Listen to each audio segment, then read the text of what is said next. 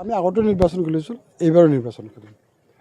আমি 10-12টা সিটত আমি সাৰ্ভে কৰিছোঁ। সাৰ্ভে কৰাৰ পিছত আমি 5-6টা সমষ্টিত আমি নিৰ্বাচন খেলিম।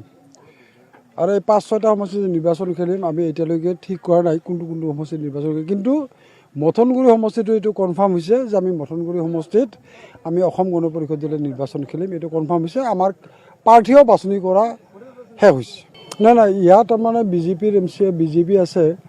ইয়াত তাৰমানে BTADত AGP BJP আৰু UPPL আমি মিত্ৰতাত আছোঁ। কিন্তু BTADত বন্ধুত্ব মনোভাৱেৰে আমি নিৰ্বাচন খেলিম। মথনগুৰি সমষ্টিত 91 চনলৈকে AGP ইয়াত পূৰা ষ্ট্ৰং আছিল। তাৰপিছত এই অঞ্চলৰ মানুহৰ লগত আমি তাৰমানে অসম গণ পৰিষদ হিচাপে যোগাযোগ নাছিল। গতিকে আমি আজি সেই 91 চনৰ পৰা আজি আকৌ পুনৰ জন্ম হৈছে। গতিকে জন্ম হৈ ইয়াৰ AGP এতিয়া বৰ্তমান আমি চিকিৎসা কৰি আছোঁ। AGP চিকিৎসা আমি হাতীটোৰ চিকিৎসা কৰি আছোঁ।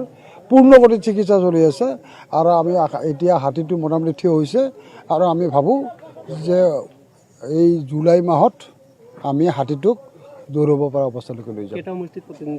নাই মই এতিয়ালৈকে আমি এইটোত মথনগুৰিত আমি নিৰ্বাচন খেলিম, এইটো কনফাৰ্ম। আৰু বাকী 5-6টা সমষ্টিত আমি খেলিম এইটো ঠিক হোৱা নাই। জিকা আমি মথনগুৰি সমষ্টিটোত আমি জিকিম, এইটো নিশ্চিত। মথনগুৰি সমষ্টিটোত আমি জিকিম আৰু সেই জিকিম কাৰণে আমি আগতীয়াকৈ ইয়াত প্ৰস্তুতি চলাইছোঁ।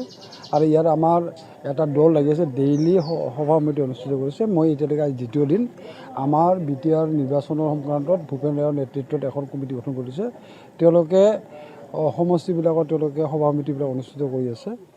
আৰু আজি এতিয়া মই যিহেতু মথনগুৰি আমি নিৰ্বাচন খেলিম, মই দলৰ এজন জ্যেষ্ঠ কৰ্মী হিচাপে মই BTRৰ এই মথনগুৰি সমষ্টিত মই তাৰমানে নিৰ্বাচনী প্ৰচাৰ অভিযান বা ৰাইজৰ মতামত ল'বলৈ আৰম্ভ কৰিছোঁ। কেনেধৰণৰ নাই আজি ইয়াত প্ৰাৰ্থীটো আমাৰ ঠিক হৈছে। প্ৰাৰ্থীয়ে তাৰমানে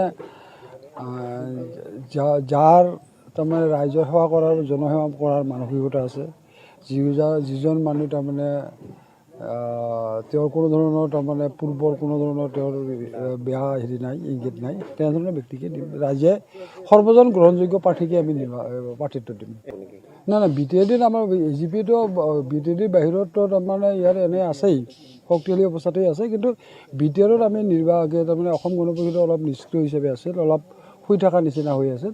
এতিয়া এই অঞ্চলতো আমি BTRতো তাৰমানে অসম গণ পৰিষদ দলক আমি উজ্জীৱিত কৰিবলৈ লৈছোঁ আৰু অসম গণ পৰিষদ দলৰ প্ৰত্যেক হাতীক আমি চিকিৎসা কৰি আগবঢ়াই লৈ যাবলৈ ওলাইছোঁ। নাই আমি কৈছোঁ যে 5-6টা নিৰ্বাচন খেলিম বুলি কৈছোঁ। কিন্তু 5-6টা এতিয়ালৈকে আমাৰ ঠিক হ'লে কোনো সমষ্টিত নিৰ্বাচন খেলিম। কিন্তু আমি মথনগুৰি সমষ্টিত নিৰ্বাচন খেলিম আৰু মথনগুৰি সমষ্টিত আমি জয়ী হ'ম। নাই গৌৰৱ গগৈ প্ৰচাৰ চলাবই। গৌৰৱ গগৈ এতিয়া কংগ্ৰেছৰ সভাপতি প্ৰচাৰ চলাবই। কিন্তু এই অঞ্চলত গৌৰৱ গগৈটো নতুন মুখ।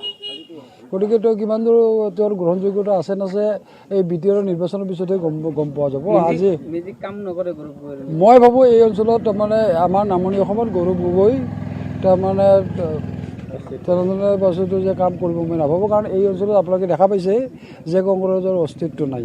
আপোনালোকে যদি এই অঞ্চলত যদি পঞ্চায়ত নিৰ্বাচনৰ কথাটো যদি আপোনালোকে চিন্তা চৰ্চা কৰে, এটা কথা আপোনাৰ স্পষ্ট হৈ পৰিব যে কংগ্ৰেছে কেণ্ডিডেট দিবই তেওঁলোকৰ সক্ষম হোৱা নাই।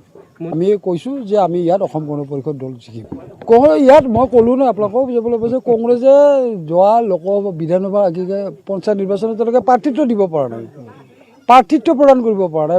জিকাৰ কথাটো বাদেই দিয়ক, এটা প্ৰাৰ্থিত্ব দিব পৰা নাই। গতিকে যিটো দলে তেওঁলোকে প্ৰাৰ্থীয়ে নাপায় সেই দলৰ স্থিতি কিমান আছে এই কথাটো আপোনালোকে অনুমান কৰিব।